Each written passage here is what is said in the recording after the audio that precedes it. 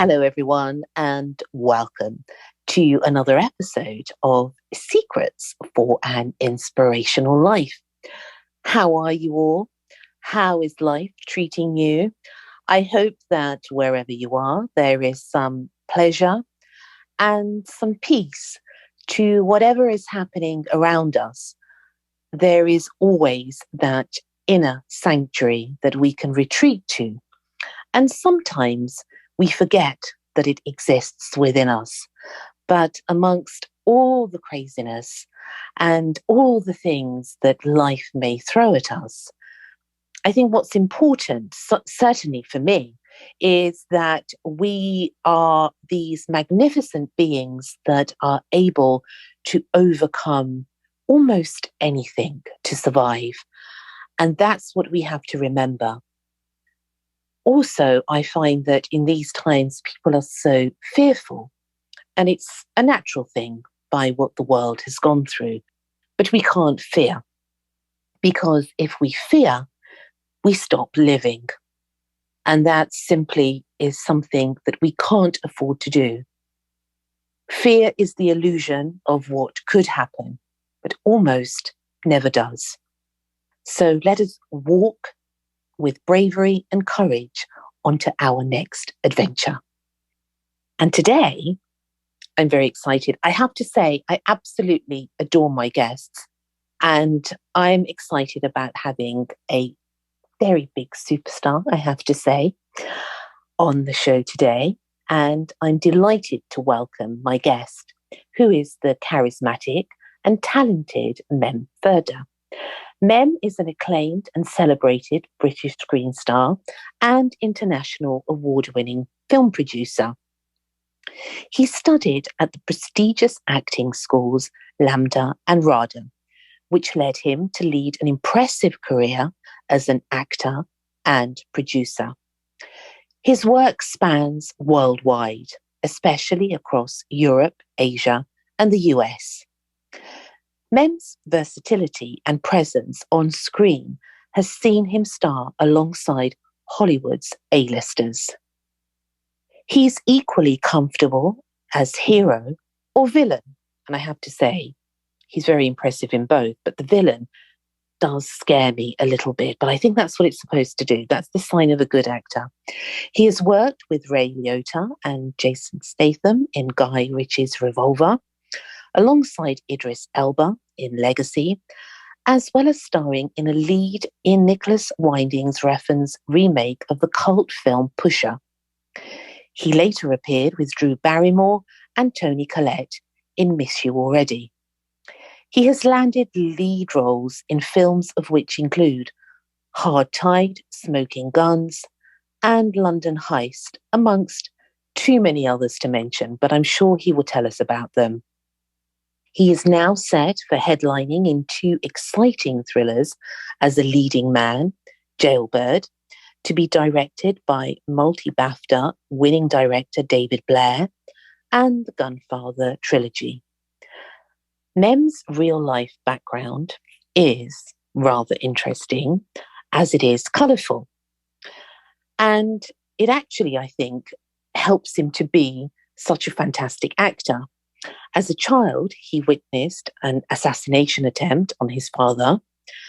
As a student, he was held at the Serbian border as a suspected drug smuggler, and in Istanbul, he was threatened at gunpoint.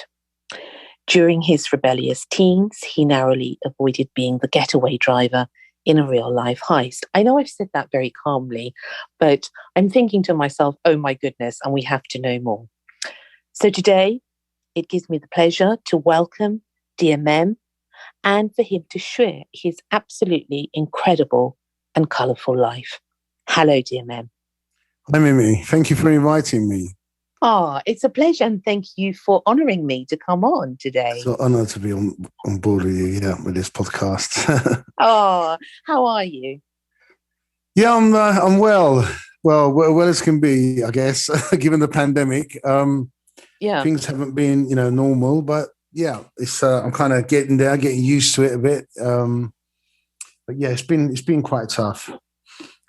It is tough, and whenever actually, whenever I say to somebody, how are you? And I genuinely want to know how they are, they pretty much give me a similar answer to you. Pretty much everybody says, well, and even myself, I say, well, okay, considering the circumstances, it's okay. But I think that's a very British thing as well. The sky could be falling down, but it's okay.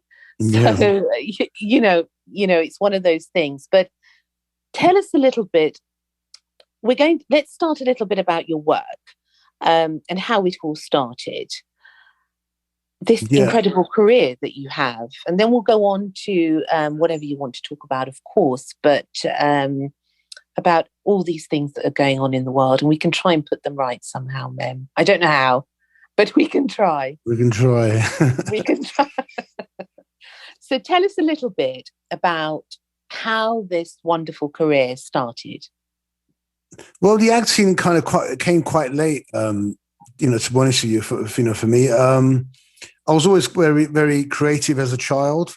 I would often be entertaining family members.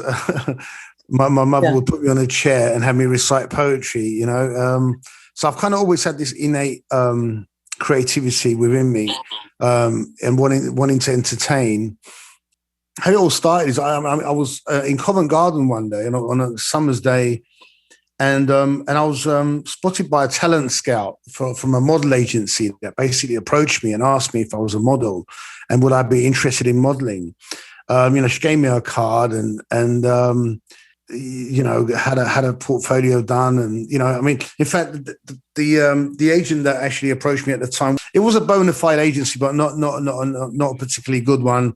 In that, they kind of made you, pay for photos and so forth rather than go on go-sees, and it shouldn't be that you should have to pay. But later on, I discovered all that. So, we learn the hard way sometimes. You learn the hard way as you do in life. There's always sharks around. So, but kind of started from that, and then I got into that, and I had quite a lucrative modeling career really throughout my teens. And then that kind of slowly led into doing commercials, and I started having some acting lessons and started doing some commercials, signed up with an agent doing that. And then from there, it basically went into, I started to do acting. I initially went to ALRA, which is like the Academy of Live and Recorded Arts, and I did like a TV course there. And then after that, I thought I'd like to take this further. So that's when I actually, then went on to audition for LAMDA, and I got into LAMDA, and, and the rest is history, really. So we all kind of started from that. Is that something that was always a dream job for you? Were you always dreaming about being an actor, or was that something that you sort of accidentally fell into? I think it was innate in me. I mean, I've always been creative and artistic. I'd express it in certain scenarios whereby we'd have there'd be a party, and my mother was very much, she would encourage me into arts. She spoke 5 languages herself. She was a very good dancer. She used to sing. So she was the person that really kind of encouraged me into that line of work. But she also understood how unstable it was. But my father was dead against it. He was a high-ranking lieutenant general in the Turkish army. He was an agricultural minister as well. He looked upon acting and, the arts basically as being kind of, they're not non-stable jobs. He didn't encourage it at all, so he kind of wanted me to be a lawyer, in fact. And, I got into university. I went to Goldsmiths University, University of London, and I basically studied psychology without him knowing. I didn't have the courage to say to him, "Look, Dad, I'm not doing law. I'm doing psychology. I wanted to do something that interests me." And I've always been fascinated by the human mind and human behavior. So so I started on the course of doing psychology, and hence I graduated. And then I had to tell him, Dad, you know what? The last 3 years I've been doing psychology, not law. It turned out that he had actually lied to his father, because his father actually wanted him to be a lawyer as well. And okay. He came over here and went to London School of Economics and did 2 degrees, but in agriculture and hotel management rather than doing law. So, as I say, father like son, but or son like father. It was never encouraged, not by my father, and I had total respect for my father. So I would always listen to his word, and so I did that, and and then I went out and I travelled around, around the world, around Europe. Came back, and then I thought, right, what do I do now? And my father again wanted me to, having not done law, he wanted me to kind of get into business. He had businesses himself, and so he kind of encouraged me to do my master's, which I did. I did an MBA at Middlesex University. So again, the acting thing was in me, but it wasn't I couldn't fully express it. Yeah, even though I was working part-time all the time, in fact, during my psychology degree and as well as doing my master's, I was still, with an agent, which my father didn't know about, and I was still doing shows, and I was still doing, work in, fashion shows and photographic assignments and so forth. But we kept it all quiet. My mum knew, but my dad didn't know. We didn't want him to know. Need to know basis. Yeah, basically, yeah. So that's how it was really. So it wasn't until I did my BSc in psychology, and then I did my MBA, and then I thought, you know what, Dad, it's time I did what I want to do, So hence I went, I auditioned for LAMDA, and then I got in, and I did my postgraduate in classical acting at LAMDA. That was it really. So I didn't really get into acting till late, even though it was always innate in me to, be expressive and do artistic things. But you have actually succeeded in, working along some of the biggest stars, but also you having some great roles. Yeah. How does that sort of make you feel looking back on your life? Because sometimes when we achieve something that we've always wanted, is it what you always thought it was going to be? Or, sometimes dreams are not what we expected. Well, no, it was tough. It was tough. It wasn't as, it wasn't as easy as it sounds, I guess. I mean, the fact is, I am a foreigner. Even though I was born and bred in London, my name, Mem Ferda, in itself, I did face a lot of discrimination within the industry. Really? Yeah, very much so. Casting directors will look at my name, Mem Ferda, and just assume, I'm foreign and I can't speak English properly or whatever. You know what I mean? That I'm not fluent in English as much as I am. And often I'd be cast playing, like tough Russians and Eastern European, killers and so forth. And I would go and do them with this accent. But it was, this went on for years. And often casting directors would be surprised when I walked into a room and I could speak fluent English. And I said, well, yes, I was born in London, lived here all my life. It wasn't, it was by no means easy. It was a tough battle. But I do feel extremely honored to having worked with such stars as, Idris Elba and, Drew Barrymore and, Toni, Collette, as you say. You're very humble about everything, I have to say. You're very down to earth, and you're very humble. I think you need to be. It's very gratifying. Don't get me wrong, and I do look back and think, yes, I've been very lucky. Yeah.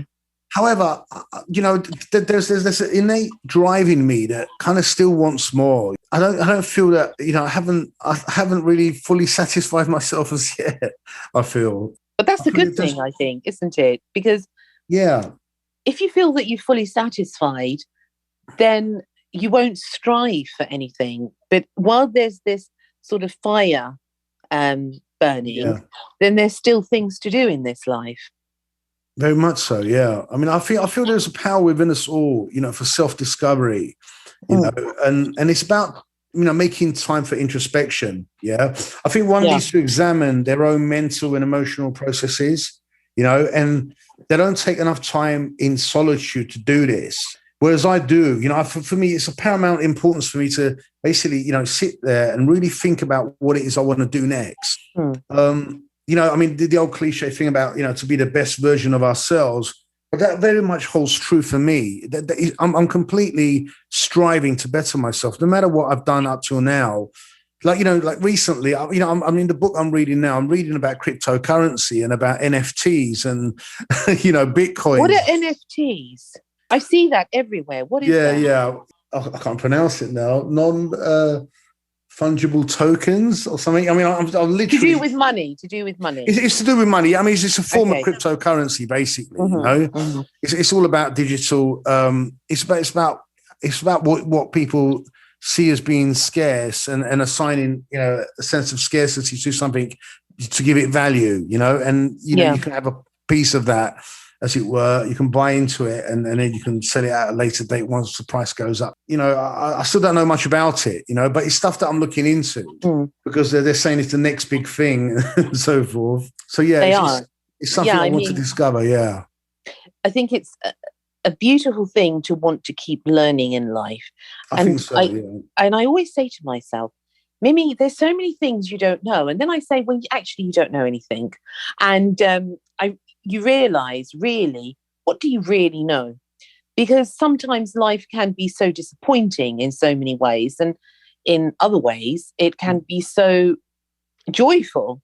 Yeah. But it's a difficult balance, isn't it, Mem? Especially as we were talking earlier, and especially what's happened with this pandemic. It's really made, I think, nearly every person really have to soul search inside themselves. It's not an easy thing, is it? Yeah, no, very much so. And I feel that we all have we're all unique, individuals, and we all have a hidden talent. Yeah.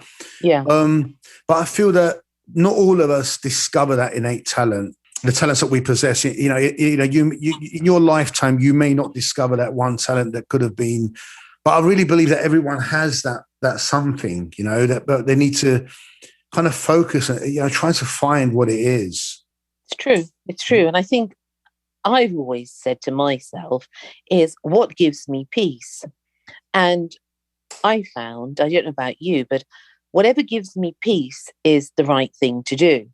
Yeah. And it could be the craziest thing to other people. But, even if it's, I don't know, painting bottles. I like painting bottles and making ornate bottles. Even if it's something like that for relaxation, if it makes you happy, that's what you have to do. I think that's the answer, is whatever gives you that pleasure and that peace in your heart, that surely has to be the right thing. I think so. Like I mentioned before when we spoke, I feel that the physical and mental health both coexist, both need to be in sound condition for you to function psychologically, complete, and I think it's important that there's a balance, there's an equilibrium, both for physical and mental health. I mean, I find, like I said, with me, I find I can relax in a way where I play music, which, kind of evokes strong imagery and emotions, and I can relax to that, and I sleep with a fan constantly on, blowing a cool breeze over my face. And I put like dim blue light in the corner, so I'm not in total darkness. But I find that very soothing. Some people think you're crazy, but it doesn't matter as long as it doesn't really matter. You. Yeah. Have you listened to rain? This is my new thing: listening to rain. You can have a look on YouTube. Yeah. And so many people, millions of people, Mem, are listening to rain and thunder sounds. Right. It totally chills you out. Yeah, I can imagine. Yeah, I can imagine rain doing that. Yeah, we need to switch off, don't we? We do. And I tend to put like Hans Zimmer on or some, or Reicher and On the Nature of Daylight and listen to that. I find that quite relaxing.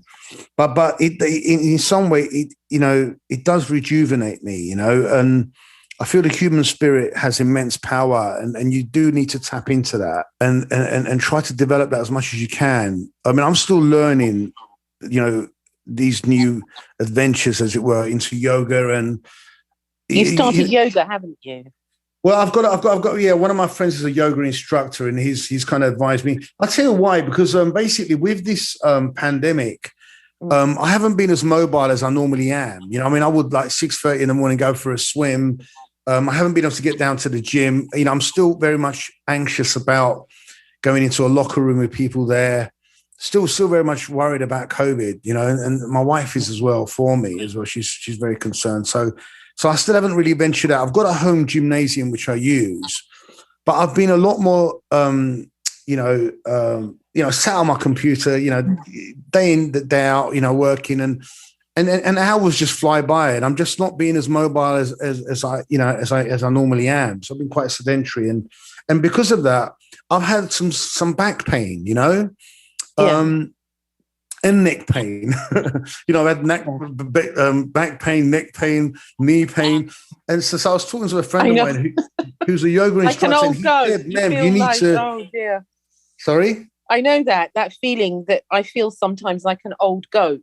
Oh, this hurts. Yeah, I'm thinking, wow, what is this? What's this pain, you know? And You know, I do walk, and I have been doing a little bit of training in my gym, but it's not enough, you know, and basically, you know, he said, maybe you need to stretch. You need to.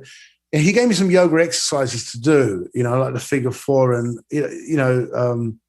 was it downward facing dog? I think it is. I can't remember them now, but you know, but I've tried them and they are starting to help, you know. So I'm thinking, right, this does make sense. Let's, you know, this is something I need to explore more, you know. So yeah, so it's a difficult balance.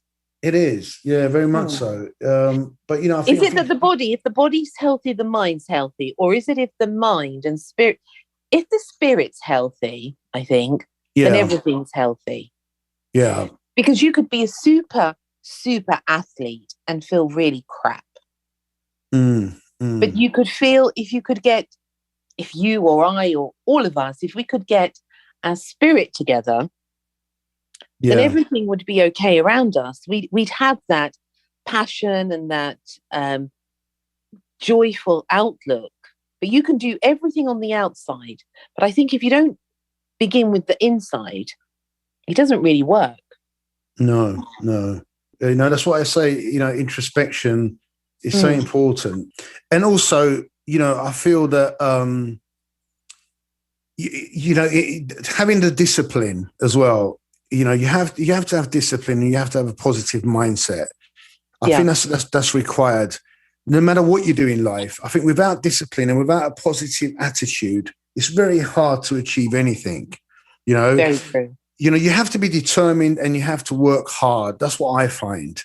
You know, in my mind, I always think, right, you're not going to outwork me, you know, and I try to do that. You know, I try to be very much, you know, focused on, you know, on a goal. It's all well and good setting goals. By all means, do that, right? But it needs to be approached. It needs to be approached step by step. Yeah. There has to be a kind of I can't pronounce it. Methodology. I don't know. I'm not going to help you. Well, whatever. But you can have a method, basically. That's what I'm trying to say. Yeah, I get it. You've got to have a method whereby you aim to achieve that goal. You don't just set a goal and then set about, you know, and then try to achieve it in one complete step. It doesn't work. I think the most important of all is to basically set it step by step. And what's even more important is to reward yourself as you complete each step. I'll give you an example. After I graduated from LAMDA, right, I signed up with really good agents and I was getting great work. And then I was doing a play, a Webster play, Duchess of Malfi, and I was the lead playing Bossola. And I came out on stage and it was, you know, I had done a couple of nights. It went great. It was fantastic, you know, standing ovation, all the rest of it. And then one night I came out and I stood there and I just couldn't remember anything. My whole mind went blank. And basically I had, well, at the time I didn't know what it was, but it was a panic attack. Yeah. So I had a panic attack. Did this really dented my, you know, confidence, and my self-belief. And it happened again. I was due to do a film called Entrapment. You know, I was on my way to the set. And I got there, and it was in a glass building at the filming at the Bank in central London. And I thought, I can't walk into this building because it's made of glass. And I was thinking, if I walk in there, I won't be able to breathe. Yeah, and I was thinking really illogically, irrationally about everything. So I rang my wife and I said, listen, my heart is pounding and I'm going to need to go into, to work. And I said, and I can't go into the building. She goes, what do you mean? And I said, I just can't get in the building. She goes, well, get on the tube, come home, phone your agent, tell them what's happening. And I couldn't get in the tube either, It was terrible. So I walked right along the embankment and I felt that I couldn't breathe. I was looking up at the sky and I was thinking, there's a shortage of air in the sky. I was not walking near the Thames. The water I found quite relaxing, but I was looking up and I was thinking, I can't breathe. Anyway, cut long story short, I ended up in St. Thomas's Hospital, And I said, look, I think I'm having a heart attack. I went to the reception and, they said, oh, look, we'll get a doctor out to you straight away, which they did. They wired me up to an ECG machine. And everything was fine. My wife came down. She was, panicking and whatever. And anyway, it turns out I had this panic attack. Yeah. And I said, well, what causes it? And, and then they kind of explained. But basically what happened is I was referred to a psychotherapist, Yeah. A guy called John Church, who was fantastic, actually. So I went to see this psychotherapist and he practiced cognitive psychology. And I was going through, I was suffering from agoraphobia. I couldn't go outside. This went on for nearly a year, So I stopped all my acting. This was, after that play. He gave me a bunch of books to read, right? Which basically affect, the whole point of it is to affect your psychology into when you read the books, it builds up a fear of being incarcerated in your own home. So I read these books and these case studies of like people that have suffered from anxiety and whatever. And I mean, fear is a natural thing, right? Your fight and flight mechanism is basically being overhauled, and it's that's the problem. I'd watch a news report on TV of an airplane crash, let's say, or something like that, and it would affect me immensely to a point that it's almost like I knew every person on that plane that had died, let's say, So it was very tough. But what I needed to do is maintain some form of balance and harmony, within this fight and flight mechanism of mine, and I did. I mean, it was a battle, and I feel that I have conquered it, but I know deep down I haven't, because there was a point, I couldn't get on a bus, right? But I can now. I couldn't get on a train, but I can now, on a tube. Right. I went out with a cousin of mine and he said, Mem, look, it's just a form of transportation. Just get on the bus. Yeah. That's all it was. It was him just saying something very logical. And I thought, you know what? You're right. What am I worrying about? And I got on the bus, One thing that I haven't conquered, however, is getting into a lift on my own. I still find that quite daunting. I won't go into a lift on my own for some reason. I'll tell you a funny story. I had a lead part in Heartbeat. I had a guest lead in Heartbeat, playing this kind of big Russian KGB agent, right? Anyway, I went for the audition at the ITV studios, and I went to the reception and said, Mem, they're ready for you. Can you go up to the, I don't know what it was, like 14th floor, right? So I thought, right, I can't take the stairwell. It's like 15 floors, wherever it was. So I went back, I went to the lift and I stood outside it and the doors opened and I didn't get in. So anyway, this happened a couple of times and I'm thinking, right, I'm going to be late. So I walked over to the desk and I said, excuse me. I said, I know this is like very crazy thing to say, but can you please get someone to accompany me up the lift, because I can't get into it on my own. Anyway, so I'm standing there and they said, that's fine, Mem, wait at the lift and we'll send someone down.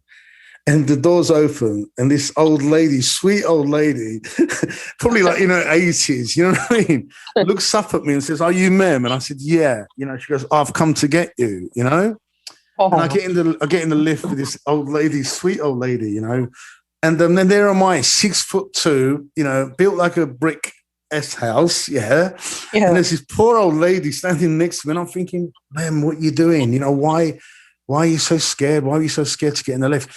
I go to the audition, and I audition for them, and there and then they give me the job. It's never happened before. But they said, Mem, we'd love you to play that role. So I've got the role. They've given me the role, but they said on one condition, that you go down in the lift on your own. You know? Oh, my goodness. It was incredible. And I thought, what? You know? And I did. Right? Oh, you did it? Yeah, I did it. I got in and I thought, you know what? Because we're not going to give you the role unless you get in that lift and go down on your own, you know. And I, you know, and I did it. You know, I went in but I still try and avoid it if I can. If there's a staircase, I'll take the stairs. You know, it's just crazy. But I think once you've had a panic attack, or what you go through a panic, you know, these kind of panic attack episodes, there is a residue of, you know, your confidence is knocked. And even though you do you can get back, you know, you will get back, you know, you will be fine, you know. But I feel that there's always like some residue there left behind, you know. A lingering of the event of what went. Yeah, some kind of lingering. Yeah. See, I mean, a similar thing happened because I had a scene in cabin and QC. I love cabin and QC. Yeah, I was like an airplane engineer that had been negligent in repairing an airplane. And the result of that was an airplane, you know, there was a crash and whatever and you know, so I was called into court to be questioned about what, you know, how did I carry out my, my work on the engine and so forth. Yeah. Anyway, so I sat there. I was dressed up in this kind of, you know, Royal Air Force uniform, and the camera kind of turned on me and was like focusing right at me. And it was getting very, very close to me. And it's almost like I looked at the camera and it almost looked like a dragon taking on this kind of transformation, a metamorphosis into this kind of dragon, and it's like staring at me. And I realized that it wasn't so much the camera that was scaring me. What it was is my mind. I'd lost my sister to cancer. Right, she was a barrister. Yeah, she was 26 years old. Oh dear! And I lost her to cancer. And what it was is because I was in a court, you know, situation in a circumstance, you know, court surrounding. Subconsciously, I was thinking about my sister. Yeah, and that had a profound effect. That had an effect on me. You know, that's kind of, I started, you know, to shallow breathe. You know, I was losing focus. You know, and it was because I was reflecting back at having lost my sister, you know, so yeah, like you say, there's always this kind of lingering thing that can be triggered at any time. I think the only blessing that's come out of it is, well, I mean, there's a couple of blessings that come out of it. One, I can now control my stress levels. So if any time I'm feeling stressed, I know how to control it with deep breathing and, you know, and doing kind of, you know, distraction exercises whereby you think of some other thought, you know. One of the things was, you know, when I was in that court scene, there was a guy there that really kind of helped me. I said, Mem, you know, when you look at these people around you, you know, the judges and lawyers and so forth, you know, the actors basically playing judges and lawyers, because just imagine them naked, he said. Yeah, I know that trick. Yeah. So I kind of did that trick and it works. And then, you know, there's also this rescue remedy, which is basically I don't know. Do you know rescue remedies? Bath flower remedy. That's right. Yeah, and you put a drop on your tongue. Again, I use them all the time. Do you? Yes, I do. Right. You know, there's all different sorts.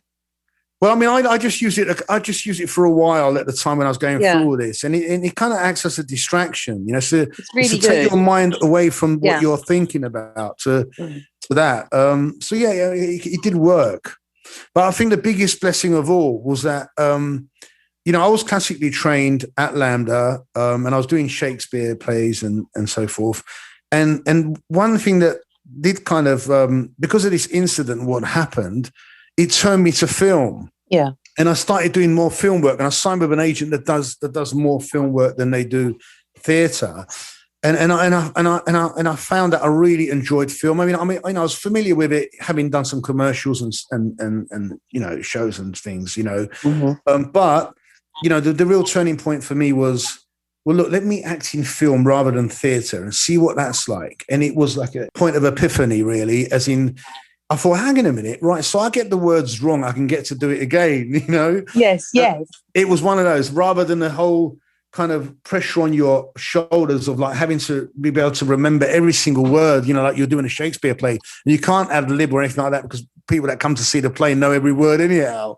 Yeah. So, you know, it was one, you know, and it was like a breath of fresh air, you know, and I just grew to love film, and you know, so that's what I've been doing. And then I am a coward, as in I still haven't returned back to tread the boards, as it were, you know.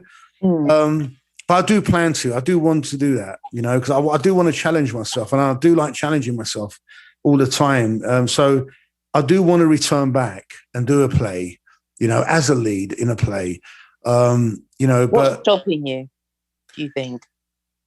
Well, I just haven't got around to doing it, you know, really. To be honest with you, I've still got a lot of film commitments that I need to, you know, to complete. But I do want to do it, but I think I might have to ease my way back to doing it. You know, I am scared of having a panic attack again, but I haven't had one, touch wood, for many years, about 15 odd years, I guess, maybe more, you know, maybe more. So it probably won't happen. And I think I know how to control my stress levels now. So acting is tough. It is not, you know, it's not an easy career. You know, it is a tough career. It is very much so. And I'm thinking, because I was looking at all the things that you've done and, you know, knowing all the things that you've been through and everything, but it's been a very colourful life. I mean, it has been, yeah. You witnessed you know, because they say there's all sorts of different schools of thought and psychologies on panic attacks and all of that. But sure. One of the things that I found, and I speak about myself and my clients and that in that area of my work, is a lot of it is if you haven't dealt with a traumatic event. Yeah. So when you have a trauma, I think not only does it affect the mind, it affects the body, because I also work with the body. And when my clients, you know, when we do hands-on work, you can actually feel, and you know that, Mem, in yourself, you know that every single cell in our body holds the memory of everything that you've gone through. Yeah. So any sort of trigger, and it can happen years later, you know, people that have been in a war, or people that have been kidnapped, or people that have seen a distressing event, doesn't matter. It can appear years later.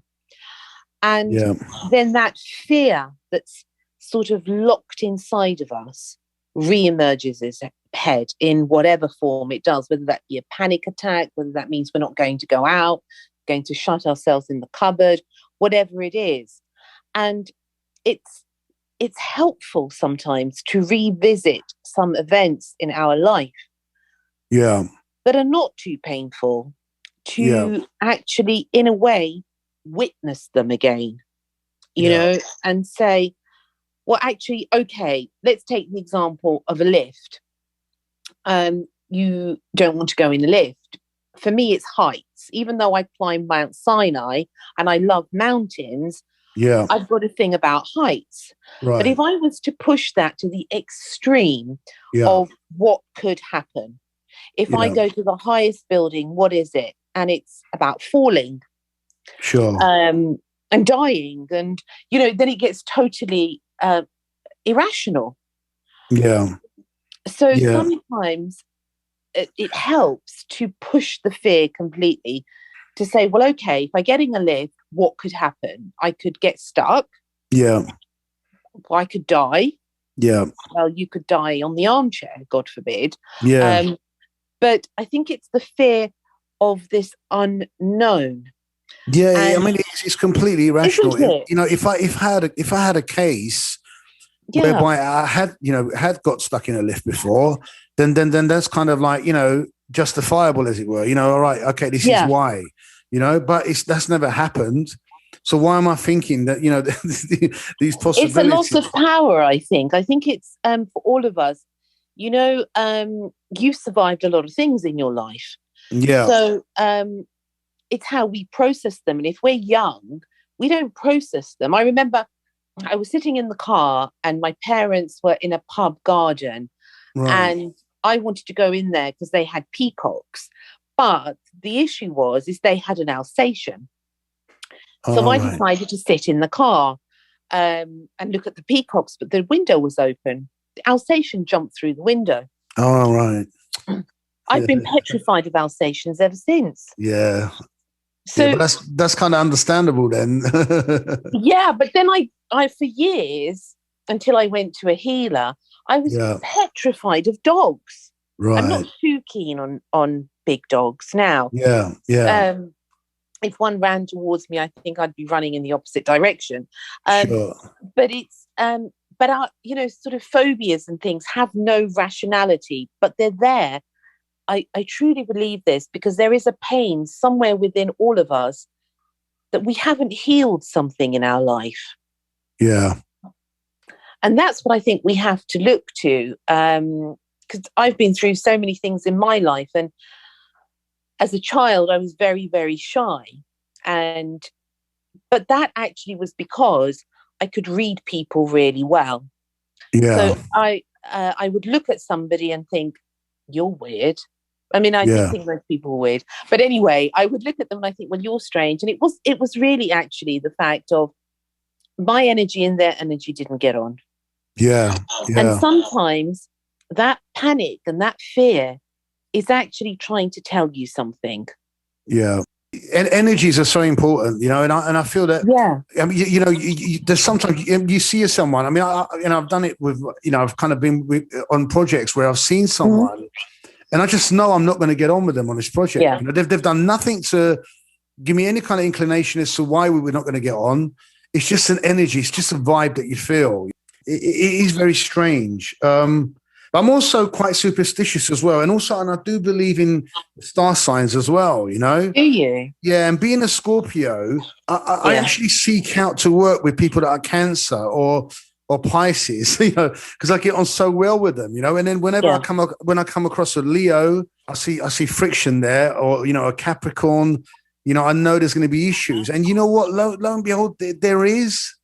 If I'm producing a film and then I find, I'm meeting up with a fellow producer, they think I'm a bit strange, but I do ask them, what star sign are you? In the middle of a meal, I might say, oh, by the way, what star sign are you? And they're like, what? What's that got to do with anything, and it does, and it really does. And if they say I'm a Cancer, I'll go away feeling a lot more satisfied than, I love you then if you're a Cancer, but if you're another sign, then I don't like you. yeah, it's crazy. I know there's no logic to it, but you know what? It does. But I find that it does work. And also Thursdays have always been a real good day for me. Throughout my whole life. Thursday. Yeah. So I never make sometimes. If I'm to make a decision about a certain project, right, or a certain production, or whatever, something that I'm unsure about, I'll delay it till Thursday. And then I'll say, right, I'll tell you, can I give you a call Thursday? And I go, yeah, sure, Mem. And I'll make that decision on Thursday. It's just crazy, I know. Well, look, if it works, it works. It doesn't matter. If it works, it works. That's. I'm not going to sit there analysing it all day long. But no, there's nothing to analyse. It has to feel right. And if on Thursday it helps to wear a feather behind your ear, and that's what works for you, then that's what works for you.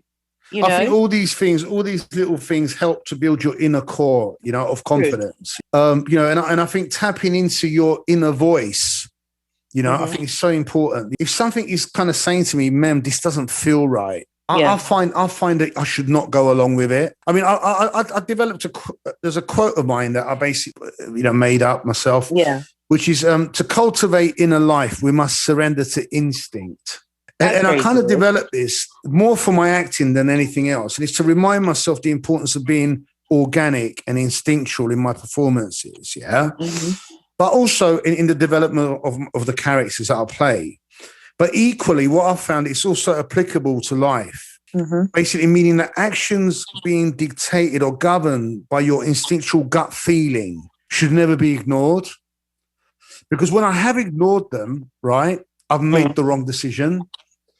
It's really, really weird. So that's why I do believe, I try to take a scientific approach to life, but I can't. Why do you do that? I don't know why. I think because I think, growing up, at A level and O level and whatever, I did the sciences, and then I studied psychology, which is a social science, So they do the two-tailed tests, and they always try to, verify their experiments and research. So I think that's kind of built up that kind of side of, of my brain. However, on the other side of it is my very artistic brain, which does look to things like spiritualism and, being superstitious and those sort of things, So, yeah, I mean, the instinctual stuff is very, very important. And, I do not ignore it. I may use it as a sounding board with other things. I may use other things as a sounding board, and bounce off ideas of what I think we should do. But then if my gut feeling is still saying no, I don't think we should, I normally tend to listen to it. And it does normally tend to be the right decision. I think you're 100%, 1,000, 1,000,000% right. Yeah. Because that gut feeling is something that's deep within us, that's pushing us towards a certain direction that is right. And I know as well, like you say, if I've gone against it, I have made terrible mistakes. Yeah. I mean, how do you explain this, right? For all of a sudden, I've had a dream about someone I haven't seen for about 8-9 years. Yeah. And and then I think about them. And then 2 days later or a day later, I get an email from them. There's this kind of calling. It's almost like a telepathy, whereby you think of someone, you constantly think of them. They've just, and then you get that call, or you get that email, or you bump into them on the street. It's happened so many times, and it is unexplainable. Yeah. So there is a lot more to us than what we, I guess, see. Oh, absolutely. And how do you know? This is what I sort of worked out. How do we know that, for example, these panic attacks or these fears of being constricted or trapped or whatever, how do you know that it's at that point your soul, my soul, is trying to tell us something and we're not listening? And therefore, the body then starts to constrict and to react, because there's no other way for us to get that communication other than to cause us a physical difficulty. Yeah. Have you ever thought of that? Yeah, no, definitely. It makes complete sense. Life is tough, but I think we make it tough, don't we? A lot of the time, we make a lot of things. I know I do. I can exaggerate things, and there's a whole story there. And then I just say to myself, for goodness sake, you've just made that whole scenario of what could, if could, that's definitely going to happen. And then I said, well, what if it doesn't happen? And then you say to yourself, oh, well, I didn't think of that actually. Yeah. Because somehow too many sort of things out there try to stimulate us into thinking negative things. Yeah. Whereas if you go back traditionally to, let's say, the Far East, or whatever, the old types of traditional wisdom, it's not to focus on negative news or negative things, but actually to look within. Yeah, there is so much negativity out there, and especially this is another now, thing, isn't it? In terms of friendships as well, right? I mean, I have hundreds of associates. Yeah, I have very few friends. Right? I find it. You're lucky that you even have a few. Yeah, honestly, because as I get older, I find it incredibly hard to trust anyone. Now, I don't know if that's because I've been in an industry and I've been exposed to basically characters that are sharks, and they're out for their own self-gain and nothing more. But a lot of my friends do predominantly, are outside of the film industry. I hardly have any friends that are within the industry that I work in.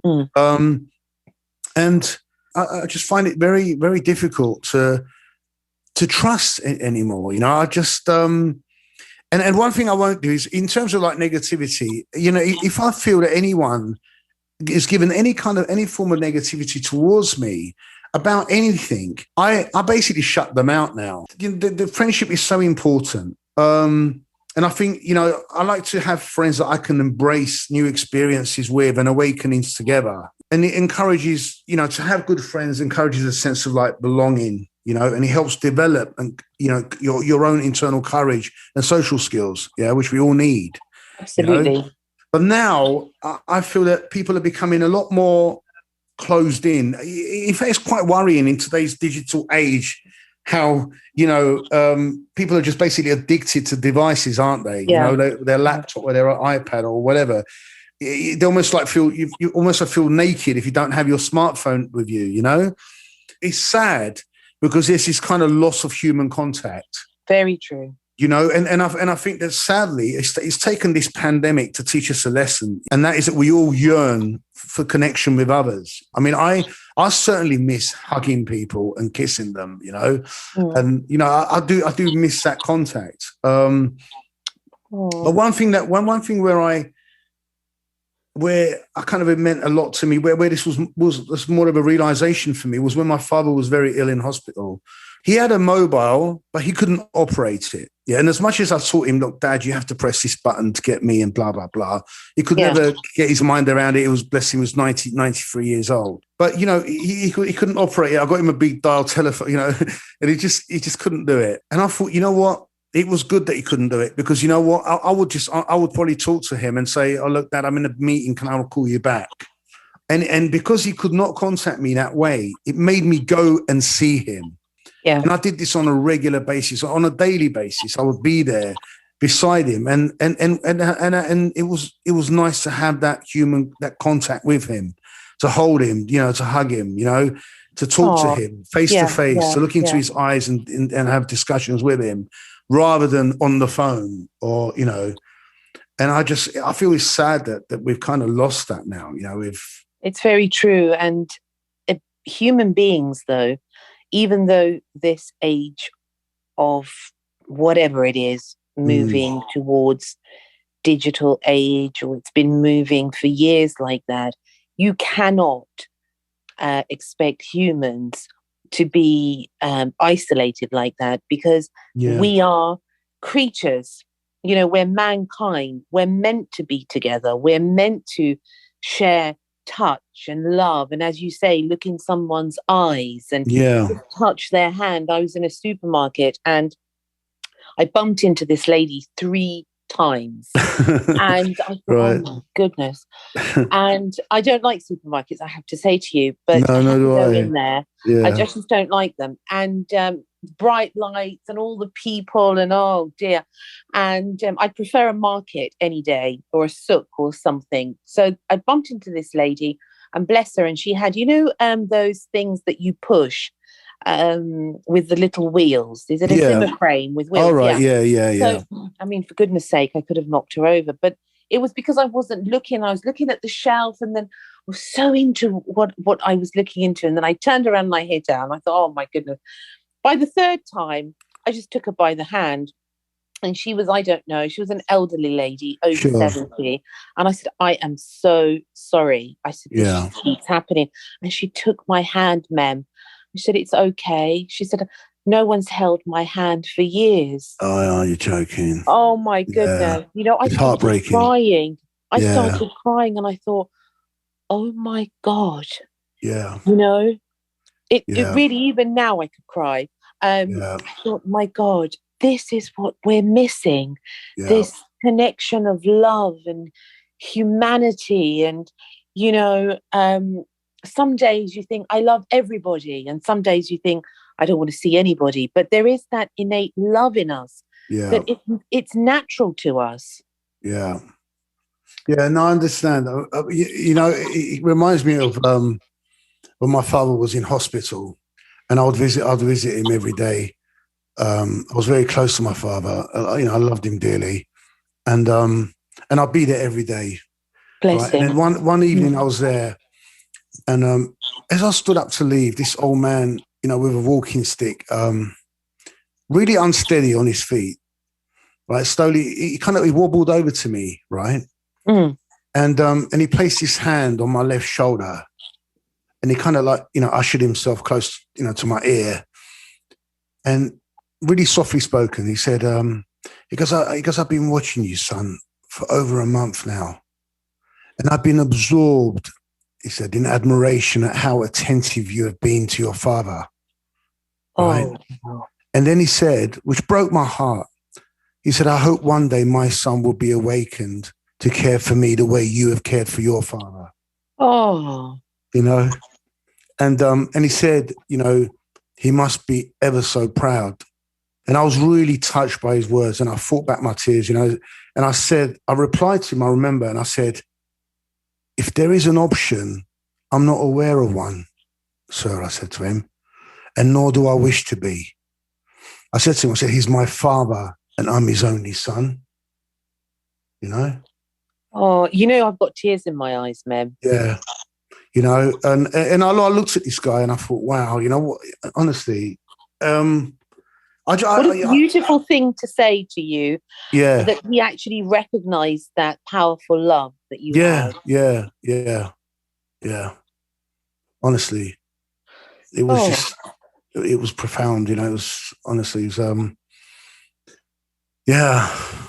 It's those moments when people appear out of nowhere sometimes to teach us something, to remind us something. The other day I was getting into the car and I was putting stuff into the car and there was an old man and he must have been about 18. He was riding a bike. And he said to me, "Are you okay?" I said, "Yes." I said, "I'm just trying to get this stuff into the car." He said, "Do you want me to help you?"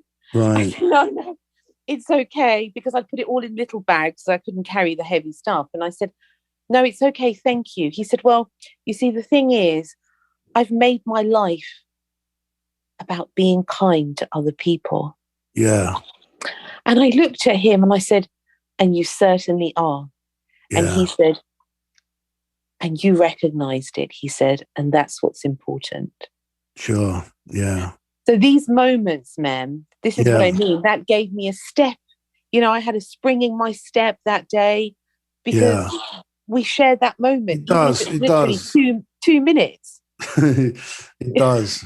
And I thought, I love you. I thought to myself, calm down, Mimi, because I just get over the top sometimes. And I think to myself, bless them, you know. But it's that feeling of compassion. Very much so. You know, I think that if we have compassion and love in our hearts, we can't go far wrong in life. Yeah, I believe that.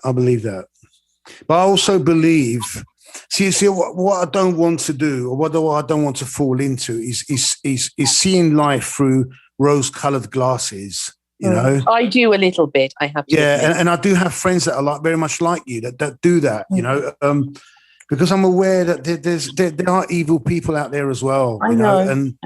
I've come across them.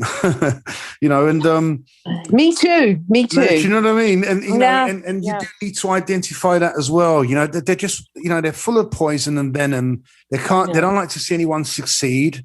Yes, because you know. Yeah, I am successful at what I do, right? I don't need, I've got no need for anything. I've achieved what I've achieved.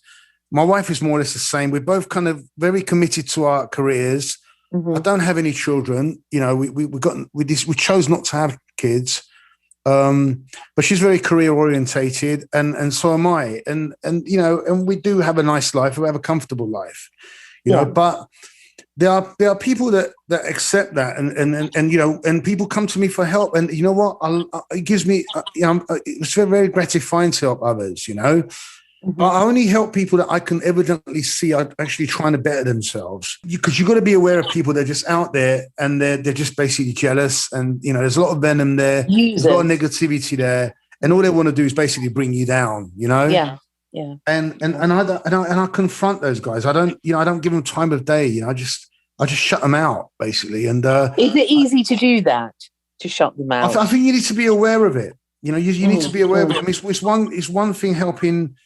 I'll get guys writing to me almost on a daily basis saying, "Mem, I've got this great idea for a film." They send me a pitch deck, which is basically, you know, photos, you know, what they call a mood board as well of how they see the film. They send me a synopsis of it, potential cast, blah, blah, blah, blah, blah. And they say, "Look, I'd like to make this film, you know, can you help me?" You know? And a lot of time, you know, I turn them away because it's unsolicited, you know, mails that are coming through. And also it's not, you know, I've got a certain slate of films. We have a certain budgets that we have to raise in order to do the films, which is a nightmare in itself, you know. So what is that? Sorry, Mem. So you produce films as well as act? That's right, yeah. So what is that involved in you producing a film for the people out there? So what do you take on ideas, and then how does that work? Well, I have done, but a lot of the times I work with people that I normally, you know, have worked with before.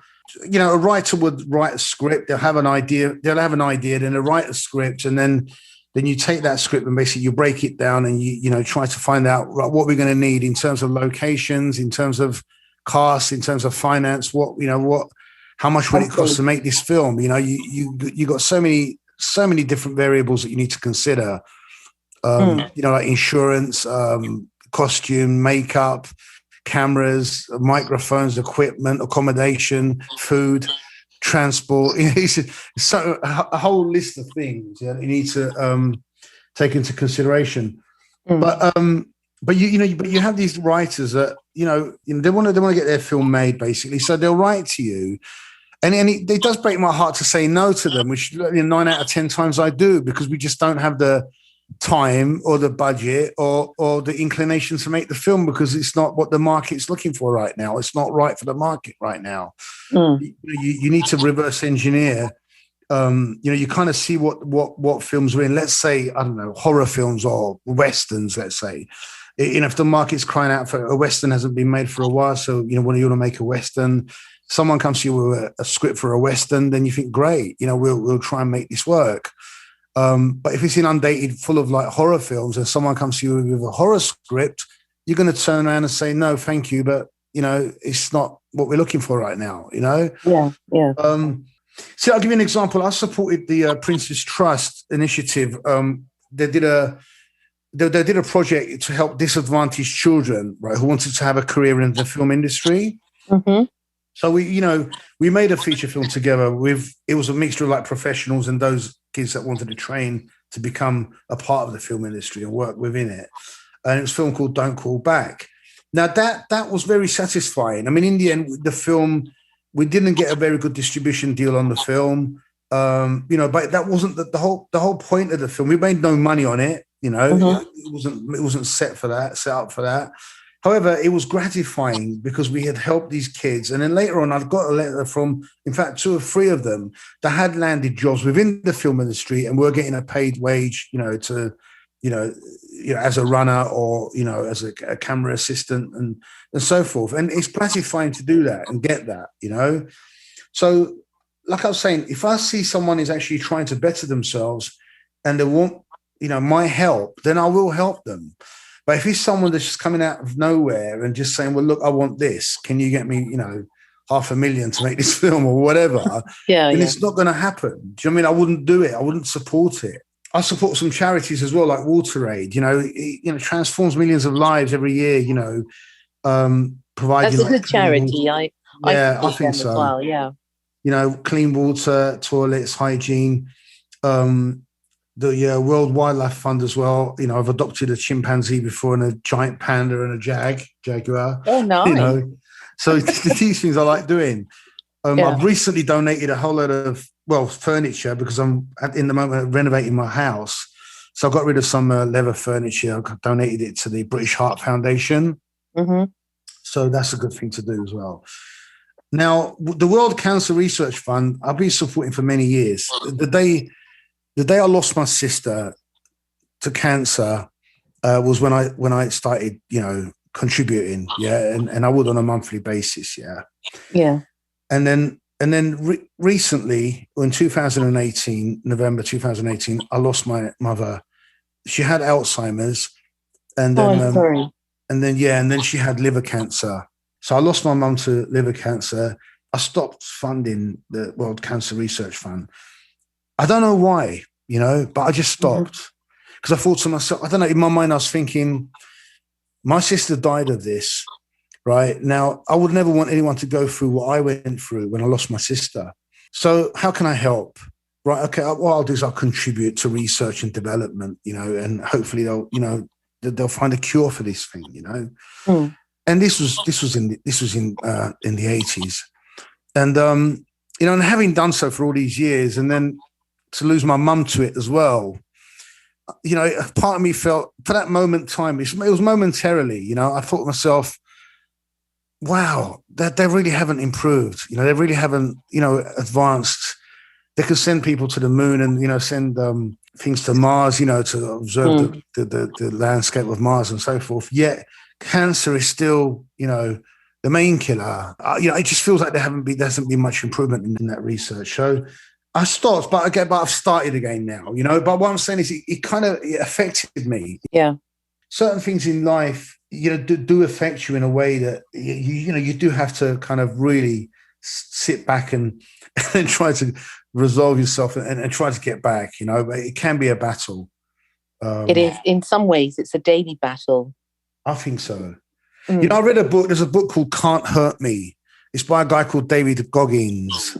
He was like a Navy SEAL. I mean, he holds the current Guinness Book of Records for pull-ups, I think it is, yeah. And he's a triathlon competitor.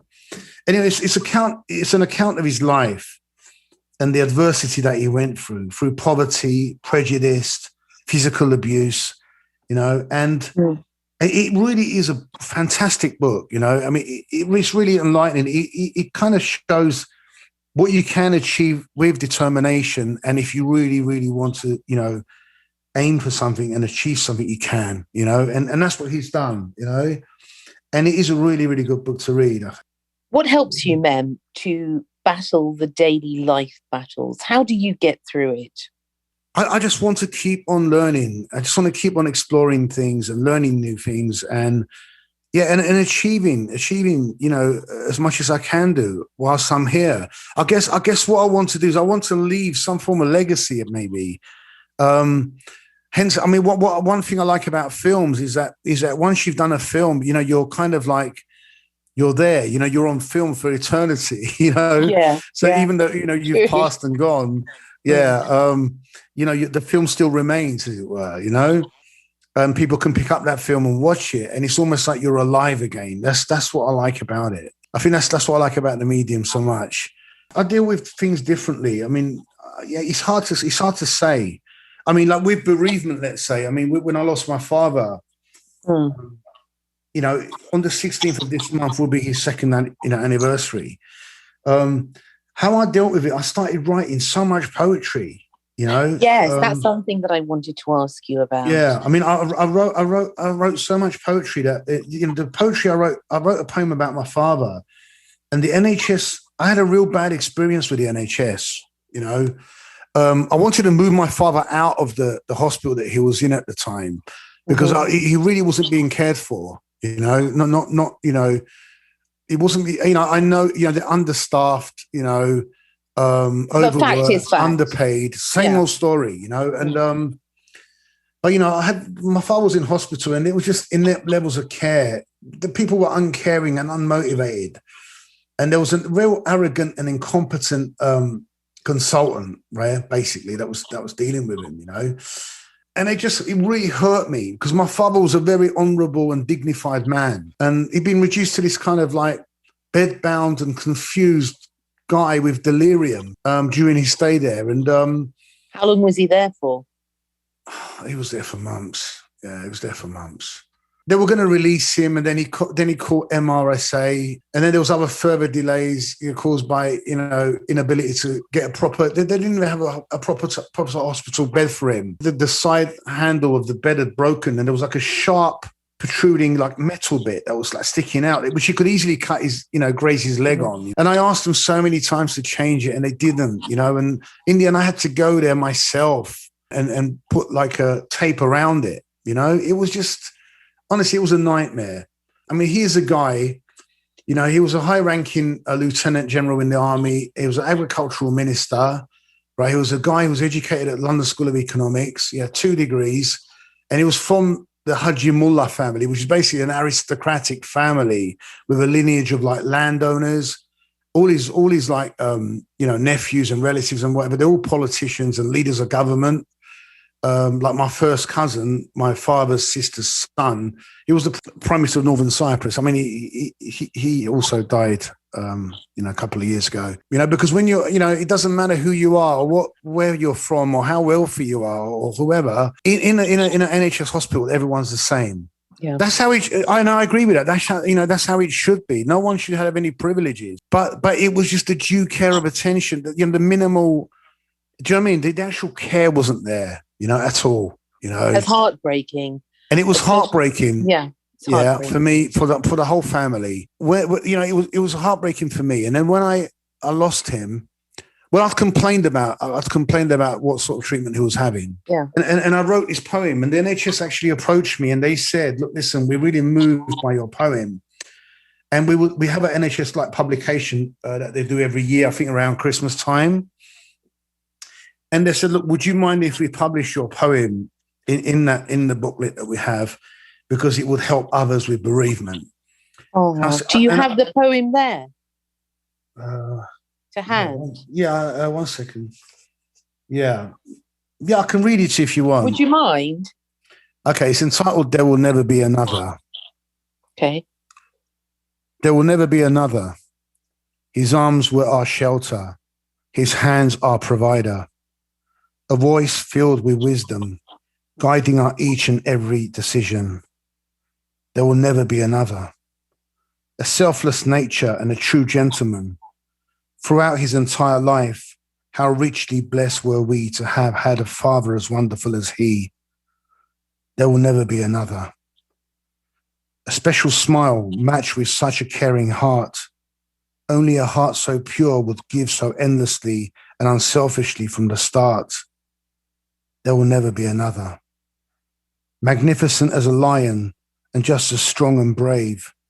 Through sacrifice and withstanding heartache, he taught us oh so well. There will never be another.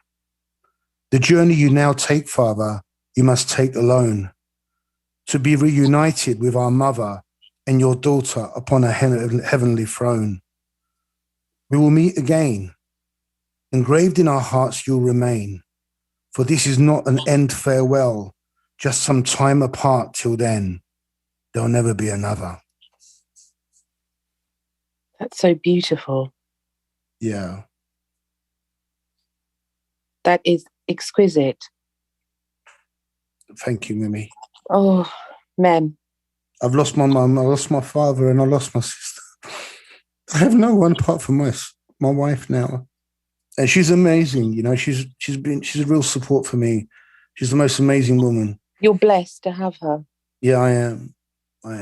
To have someone at least that is there, you know, it's not the quantity of friends, as you said, and so-called it, that No. At least you have that support, the pillar of support with her.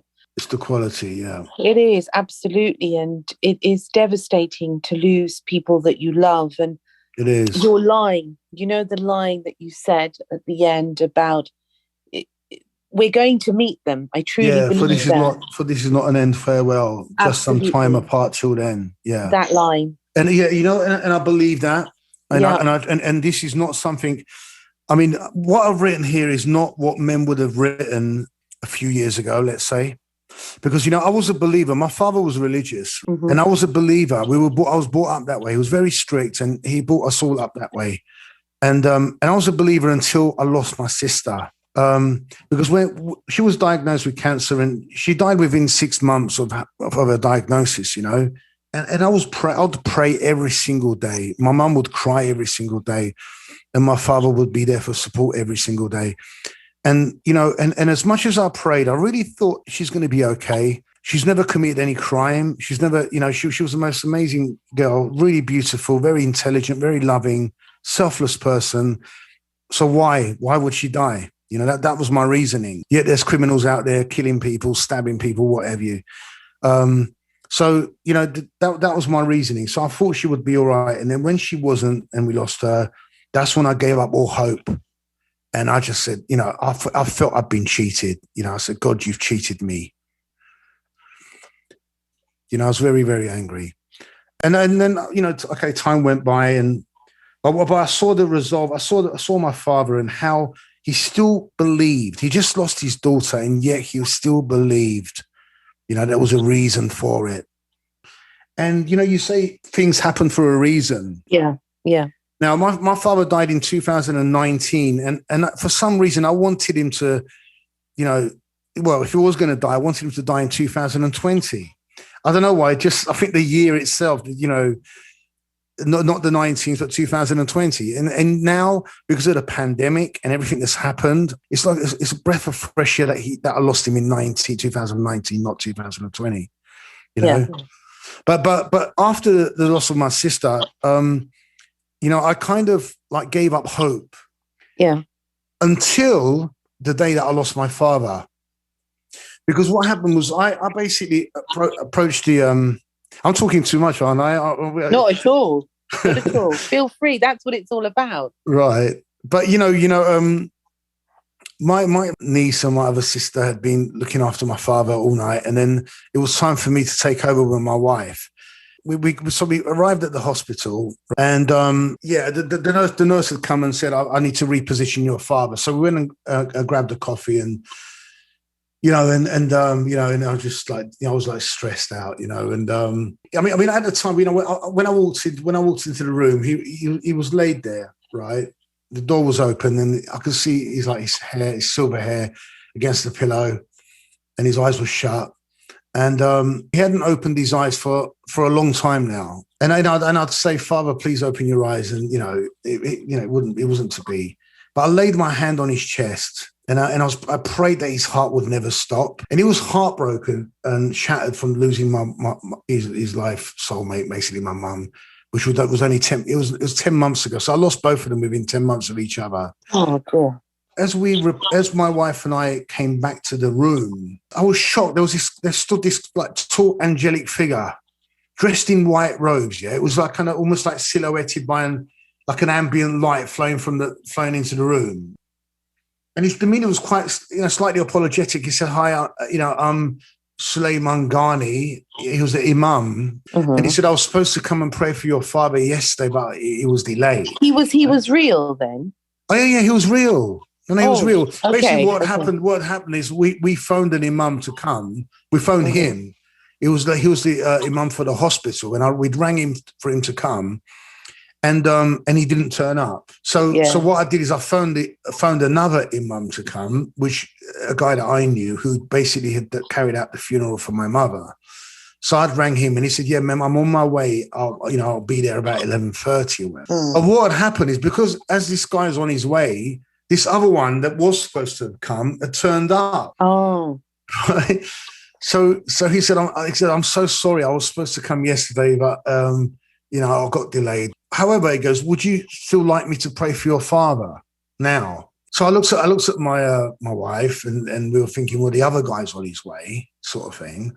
And then she kind of nodded her approval. She said, "No." She goes, "That's fine. Let him do it." I said, "Okay." So I said, "Yeah." I said, "I'll be delighted if you could please pray." Right. We sat on one side of the bed with the imam on the side my father was facing, which is like facing towards the window. Yeah. Yeah. And he went to put some gloves on in order to touch my father's forehead. And I said to him, "Look, there's no need. You don't need to put your gloves on," I said to him. So he gently, he placed his hand on my father's forehead, right? And he kind of slowly knelt over him, preparing to pray, right? Yeah. And so he opened the Quran and started to read this, what they call the Yasin prayer. And honestly, I mean, each word, I didn't understand what it was saying because it's in Arabic, but each word was burning into my heart, you know? And but some kind of warmth was encompassing my body at the same time as well. It was giving me a sense of comfort. But my father was like silently, he was peaceful. He was breathing rhythmically in unison with the prayer. So I'm watching my father, you know, and I want to reach out and hug him, you know, I want to hold him, but I wasn't. I was sat there with my wife holding her hand. We was watching my father. He was praying. And on reaching the very last verse of the prayer and the very last sentence and the very last word, my father let out his last breath. No. I couldn't believe it.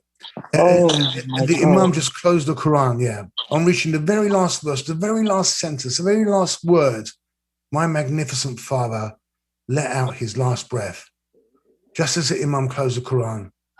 And he was left in a state of shock. And you know what? His words still resonate. He said, "This is miraculous."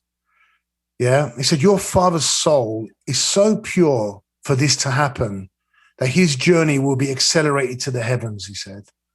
You know, because he's truly blessed. And you know, and on leaving, right, he forgot the Quran and his glasses beside the bedside table, right? Yeah. he was so shell shocked by it all, you know. And then he came back, you know, and he took it and whatever. But that was a point. I guess that was a turning point for me.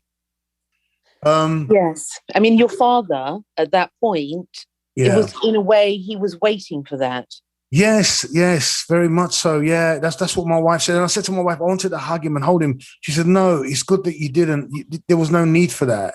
Your father wanted to lay there peacefully, right? And he wanted to listen to the prayer. And you know what? I don't believe in coincidence. There's no such thing. Absolutely, there isn't. Right? Sorry? Absolutely, there is no such thing as a coincidence. I appreciate absolutely there is. No, not at all. No. You know, Mimi, you know, I really do believe, that there is, honestly, there's no such thing as coincidence, you know. And a week later, you know, I visited my father. He was at the East London Mosque, you know, and it was coffee, you know, they opened the coffin so I could see his face. And I thanked him for being the most incredible father anyone could ever wish for. And how truly blessed we were, you know, to have had him. Right. Yeah. And I took this poem that I've just read to you, and I attached a strand of my beautiful late sister's hair to it and a strand of my mum's hair. I attached them both to the poem, and folding it, I gently placed it under my father's left shoulder. And I thought, this way he will never be alone. And I kissed his forehead and took one last long look at this amazing, incredible man, my father. And that was it, you know. God rest his soul, and your mum and your sister.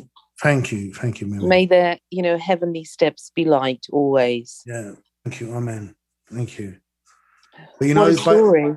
But I now I do have faith again, you know, and it took this to kind of get me to that point. But do you practice your faith? Is that something that is I'm learning because, you know, I'll be honest with you, I don't really know how to pray properly, you know. But I've got my father's Quran here, and you know, and I'm learning to do it properly. I do my way, the Mem's way, as it were. That's okay. I do my own little thing. It brings you closer to God. It doesn't matter. I think so. I think it's a very personal thing, a very internal thing. Anyhow, you know. Yeah. You know, so I just, you know, try to. He must have been a man of great faith and he was great presence for him to go through everything that happened with your sister and with his wife and everything in his life. And the thing that made him take his last breath was something, you know, God-given, that this is what he was waiting for. You know, it's the greatest gift that you could have given to him. Yeah.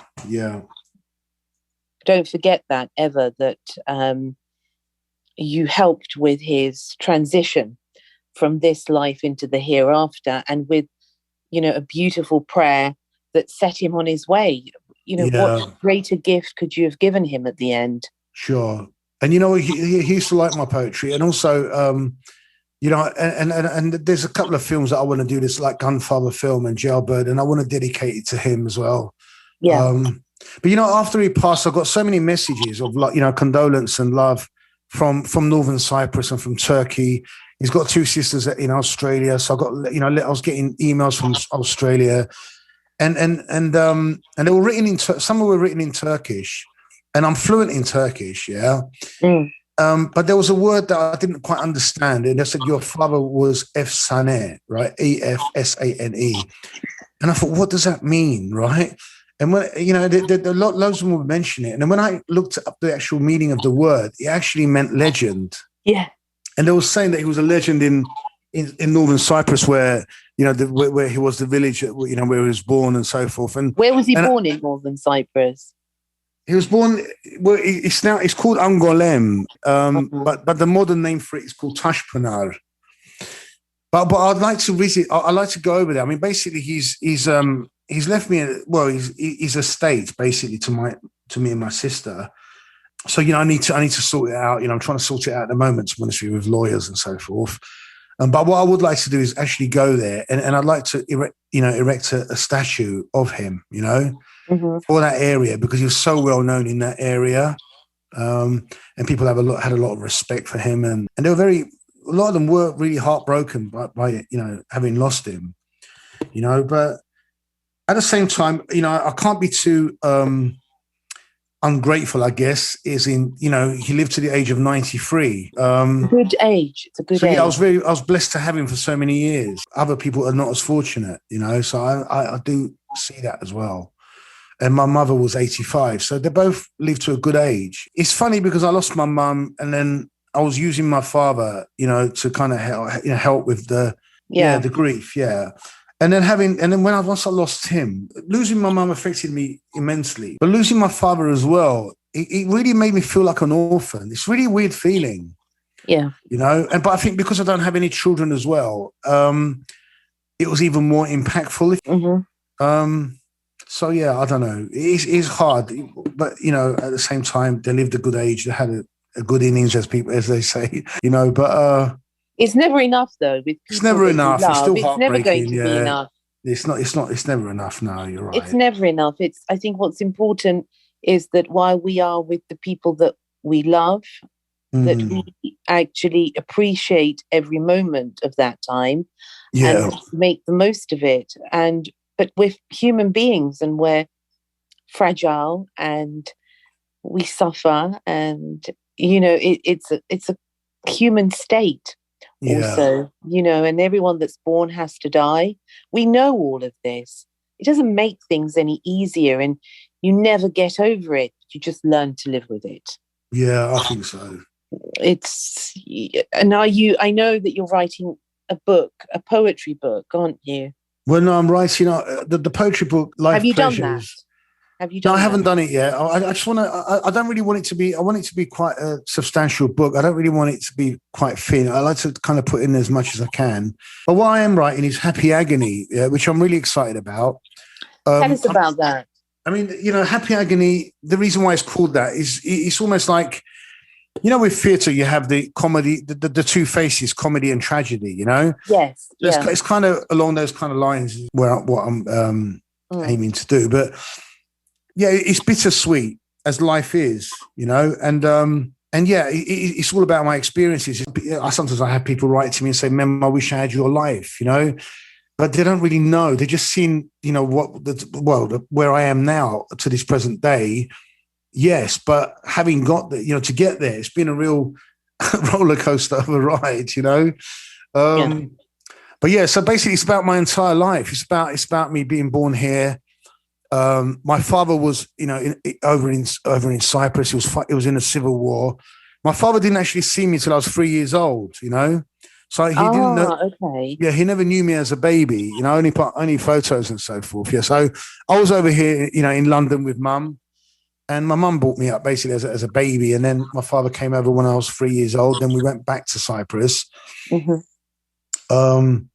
Yeah, and it's all about, the stories over there. There was an assassination attempt on his life. Because it was a war between the Greeks and the Turks. Yeah, and I went to greet him one day after work. He was coming down the steps of his office, which was on a kind of high-rise thing, and he was stepping down, and gunfire, and it just missed his foot by about 3 inches, like on the step, and then his bodyguard basically sorted it out. I'd be having panic attacks every day, I think. Yeah, I know. I mean, that's quite traumatic. Yeah. Well, I didn't realize until after he died that he also belonged to a group. They were like police, kind of like undercover military police. And he was involved with that group. And, I didn't even find out about it. That's why he was such a secretive man. I think we didn't find out until he passed away, but he'd always have a gun, in the bedside cabinet. Not over here, obviously, not in London. Yes. over in Cyprus, he'd have a gun, and that's quite normal over there, I think. But it's normal. I'd pick it up and play with it, whatever. It was unloaded, but And one thing he used to have as well he used to drive a Mercedes, and he's in his glove compartment. He used to have a bottle with a snake in it, right? That had a mouse in its mouth, and it was a snake that it was a snake that had just bitten a mouse that he had caught in the field, and he had killed, and he put in this bottle. A big bottle.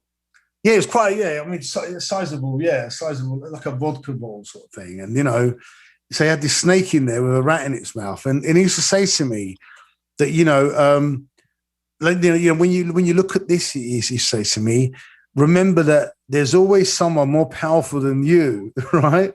So here the rat has lost his life to the snake, but the snake has lost his life to me. Would say to me, It's a good lesson, actually.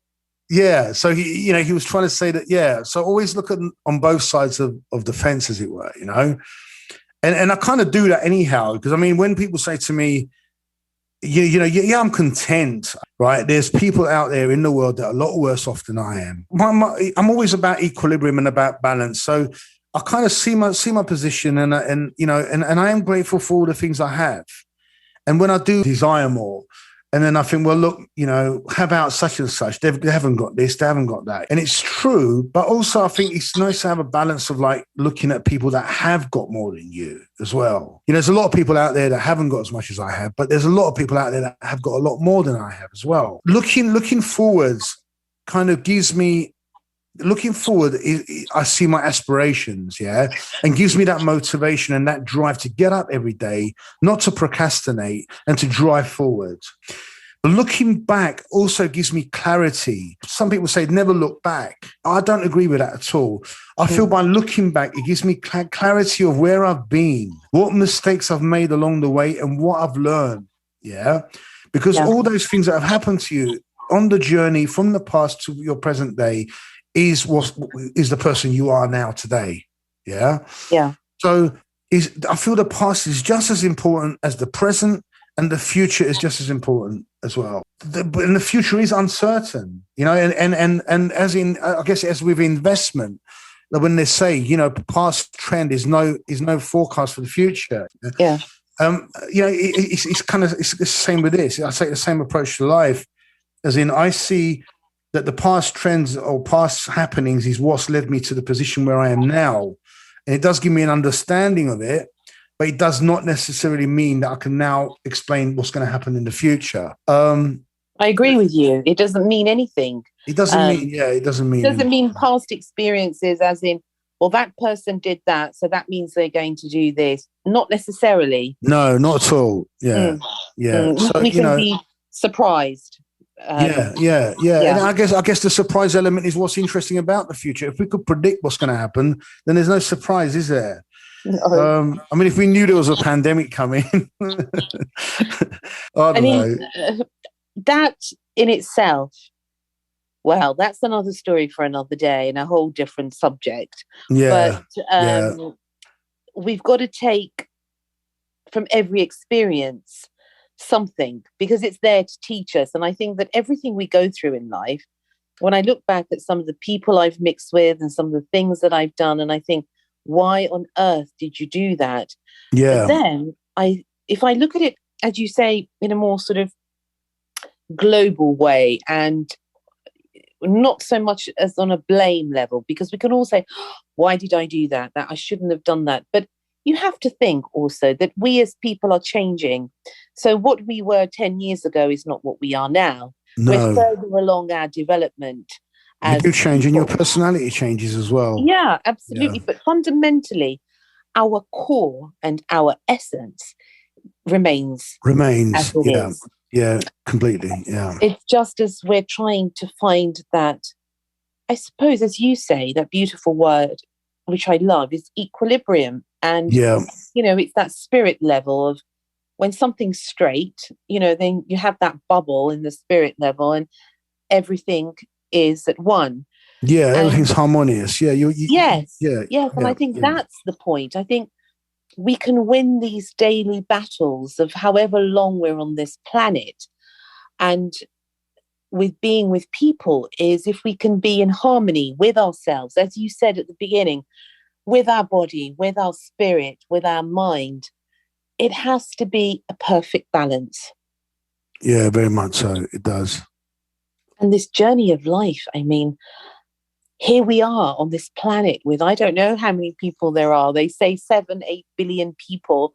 And here we are experiencing this huge, huge change in the world. Yeah. Which I believe in my heart, truly, that better times are coming. We're going to have to go through some very, very difficult times. I do believe that. Yeah. But ultimately, it's a cleansing for the planet. and a cleansing for all of us. And something that can't change is that divine within us. And we know what we've got to do, Mem, on this planet. Each and every single one of us, without a shadow of a doubt, we know what we have to do. It's just, we've got to do it. It's the same thing with global warming, isn't it? And, the climate change and whatever, what one country alone can't do it. We all need to do it together, for it to have a, significant effect, to heal the earth, as it were, because we're destroying the planet we're living on, and we're destroying ourselves. And we're doing that. Yeah, we're doing that. Why does anyone care about, in inverted commas, global warming? Why does anyone care about anything? Yeah. Unless they care about themselves. Because you've got to put your own house in order. Sure. As they say, unless I put myself in order and I do more for myself, and that's not in a selfish way, but if I'm at peace, I'm not going to bring disharmony to you. If I'm feeling bitter and upset, I'm going to bring disharmony not only to you, to everyone, and everyone that comes into contact with me. So we can't tackle anything as huge as whatever the situations out there that are, unless we tackle ourselves. Yeah, I agree. And it's too huge. It's our own responsibility as, the great,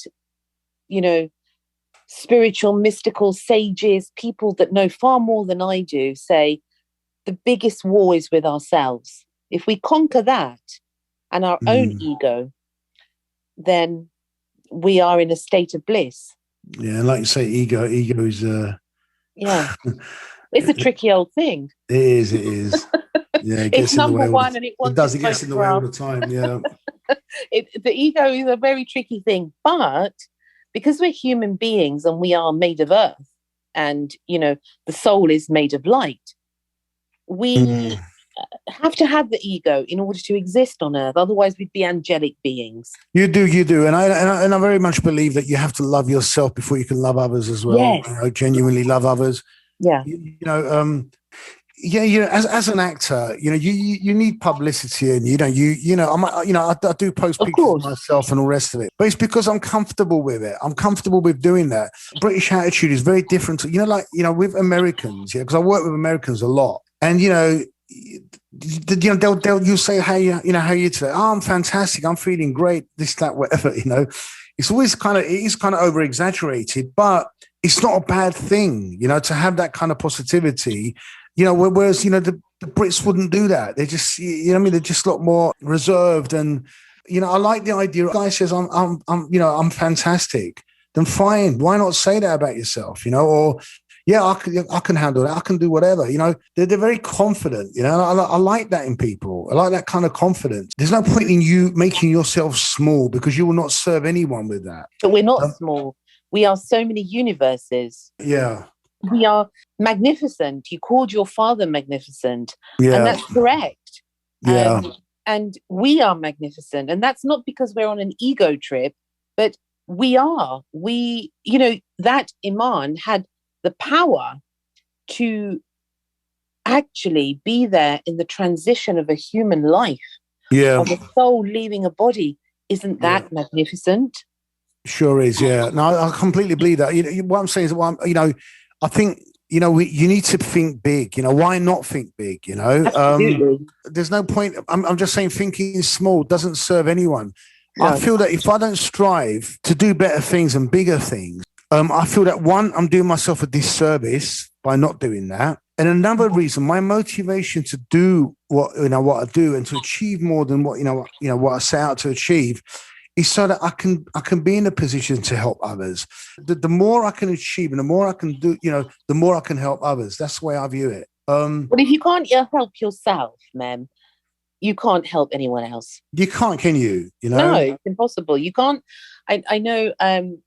I visited a very, very wise person many years ago, and the lady came and said, people were going to advise for him, and the lady said, well, I want to teach the people and I want to lead the people.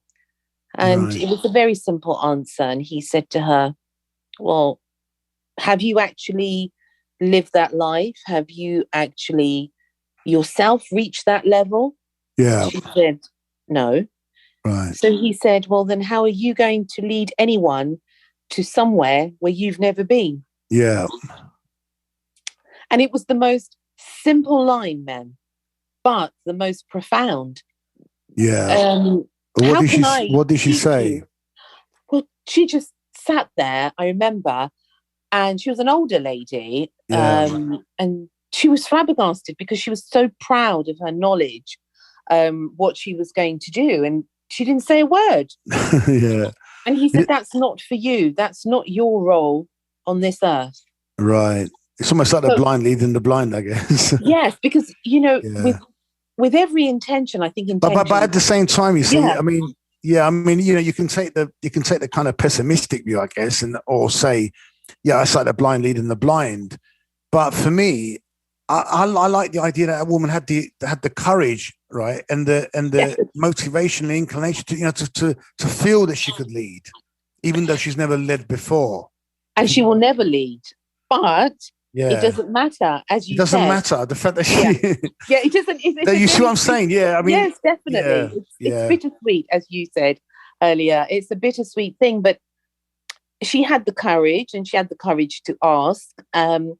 But you've also got to then understand that as a leader, in whatever scope that may be, you've got responsibility. Sure. And you don't want to lead someone in the wrong direction. No. Obviously, yeah. But yes, all credit to her for believing. Yeah. But if we don't believe, we won't achieve anything, I don't think. No, exactly, you won't. And also, you should never. I don't think you should compare yourself to others either. Absolutely not. I completely believe that you should be looking at what you've achieved, right, and make your own goals and just go about your own business, as it were. Just look at improving yourself, and don't worry about others. I think it's more important. That's a lot more important to do, caring about what other people are doing, or But we can't compare, because you use that word unique, and I love that word unique, because how can I compare if you're a bird and I don't know, I'm a fish? Sure. How can we ever compare? Yeah. We're just completely different beings. We're two human beings that are completely different. That we might have similarities being part of, humankind, but how can you compare? It's not fair. You can't. To compare. Yeah, you can't. Such and such a person did that, but that's not you. It's impossible to compare. And I think we're always doomed if we compare. We'll always be sad, we'll be depressed, and we'll never achieve anything. I think each new day is a new beginning. It's all about your mindset. And even every moment is a new beginning, because if today you decide, well, you know what, Mem, I am going to put that poetry book, I'm going to write 100 pages, but I'm going to put it out there. And in that moment, you have actually grabbed that chance, that blessing of that moment, and it can change everything in your life. Yeah. Yeah, seize the day, as they say. Yeah, and I do think you should write that book, even though it's 100 pages of poetry, because that poem was superb. Yeah, I will. I mean, I'm a bit of a perfectionist, to be honest. I like to. I'm not very good at multitasking, even though I try very hard. I think most men just can't multitask anyhow. Well, I'm not saying anything. So I like to focus on one thing at a time, Yeah.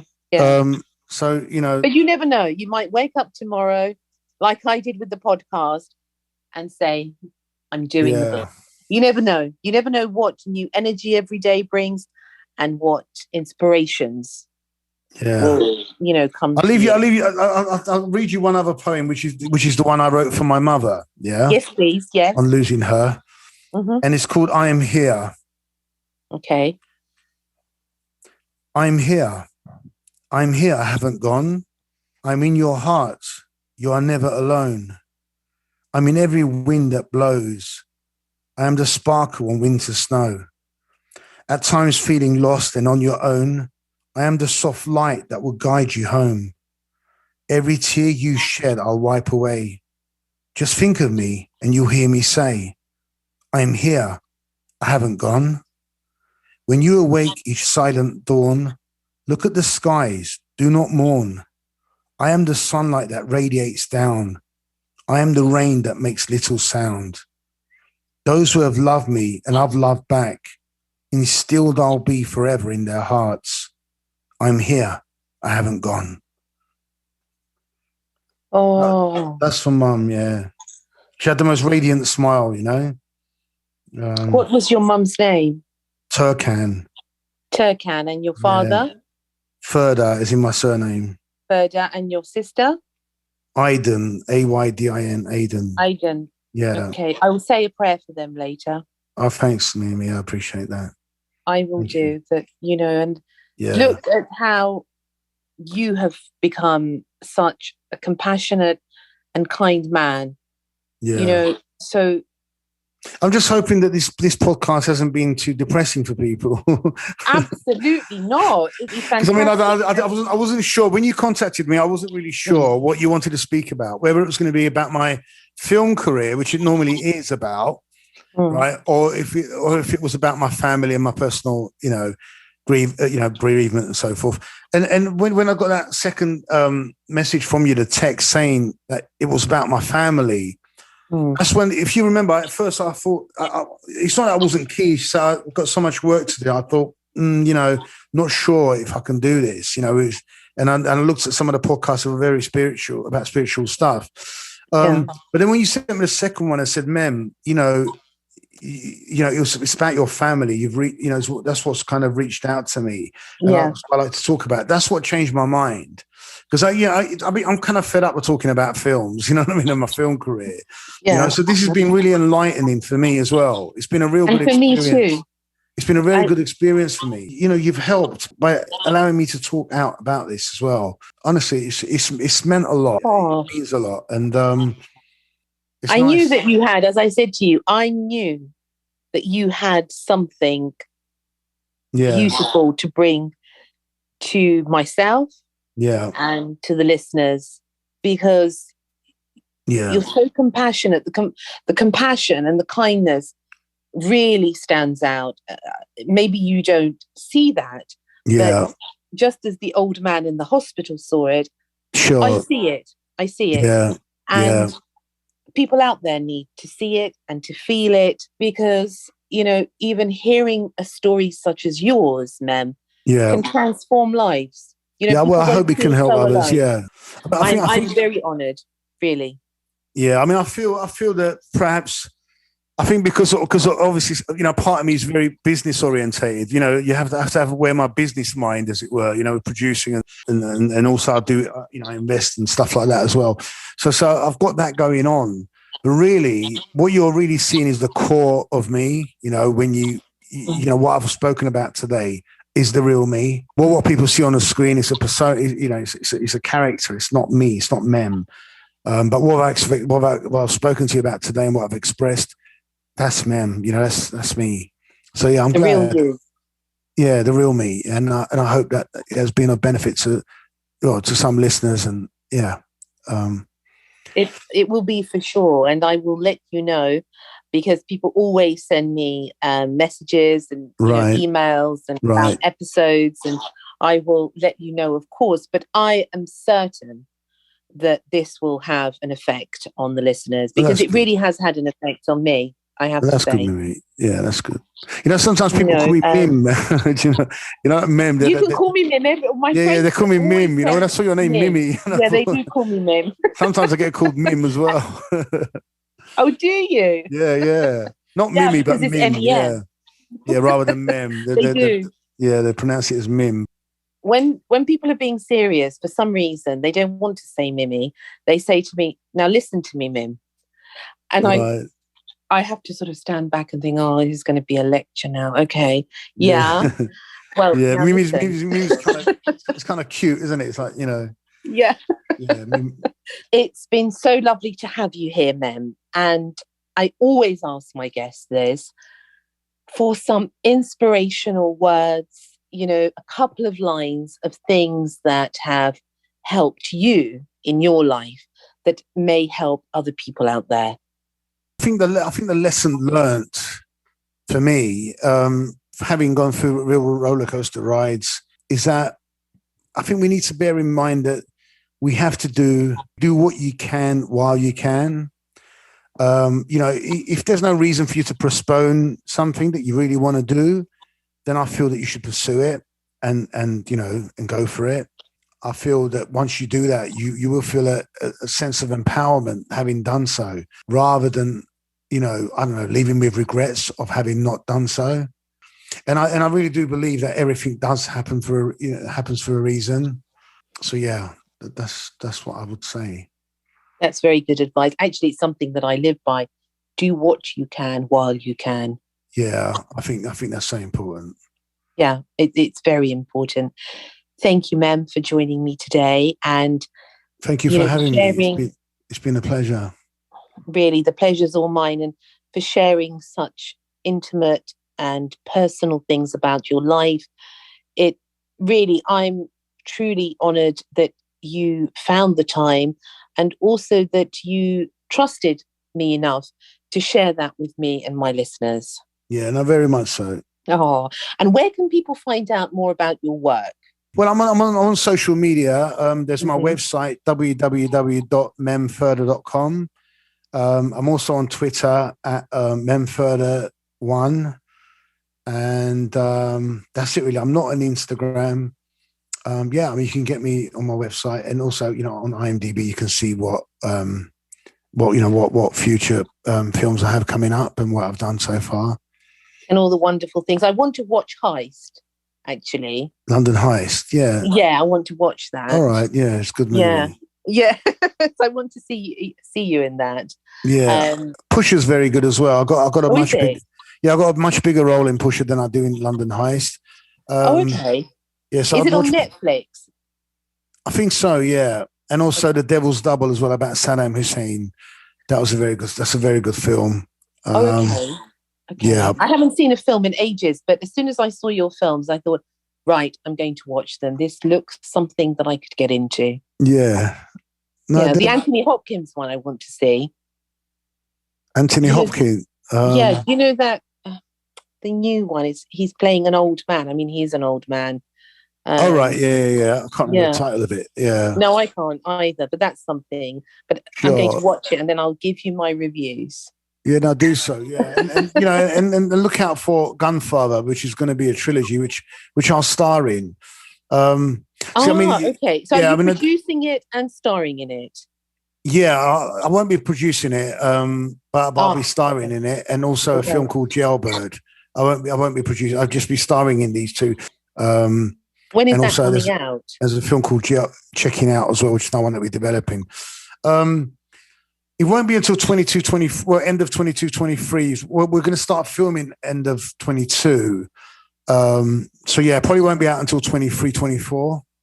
So 2023-24. But Jailbird's very exciting. It's about the craze. Okay. Yeah, and I play a character called Frank Mitchell, who was basically in prison with one of the craze, and it's about him escaping from prison and being holed up in this hotel, and they get him like a prostitute to entertain him, and he falls in love with a prostitute and so forth. Sounds interesting. It's quite a good story. In fact, Jailbirds, yeah. Our version of it is more of a romance gangster feel to it.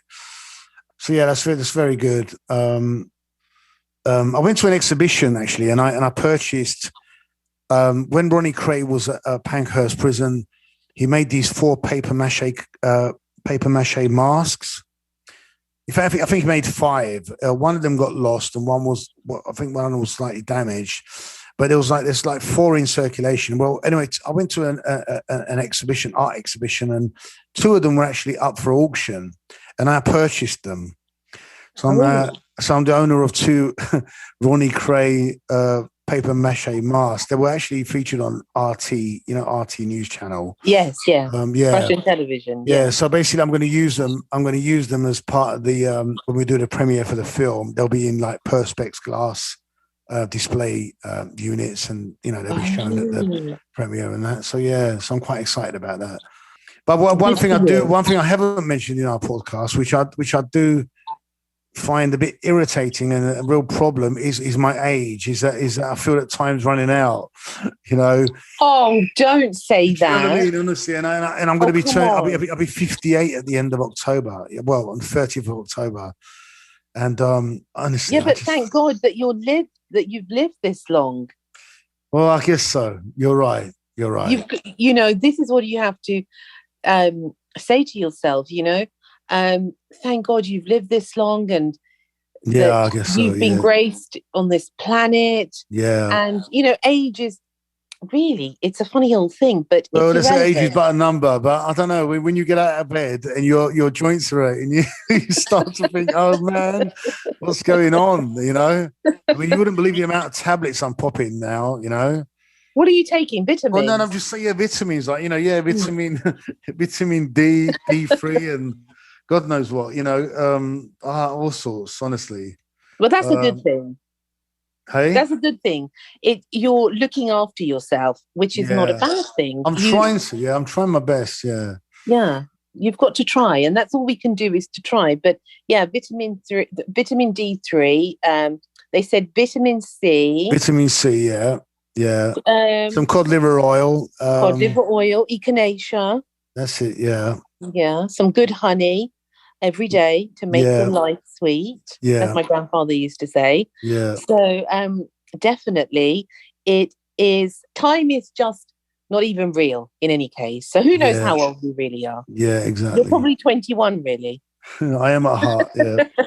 Exactly. So that's what matters. And in another, I don't know, who knows, in another world, maybe you're 3,000 years old. So I think it's just a number. Yeah, it really is just a number. And as our motto is, you know, you and I, we've got to do what we can while we can. Sure. And be grateful. Listen, Mimi, thanks for reaching out to me. I really appreciate it. And there's, you know, we obviously had that connection in a spiritual way. Absolutely. You know, and I'm glad it's been a good experience. And I hope you got what you want out of it as well.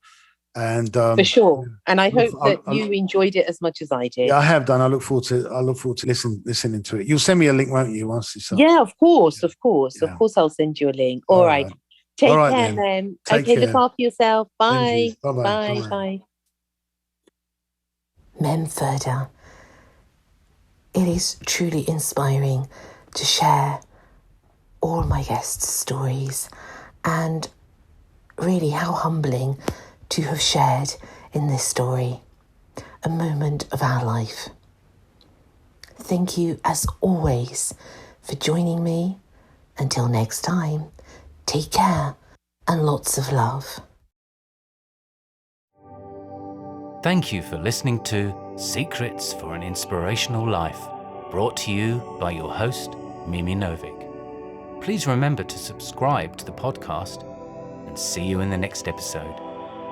For more information about Mimi Novic and her books, music, and inspirational work, take a look at her website, www.miminovic.co.uk.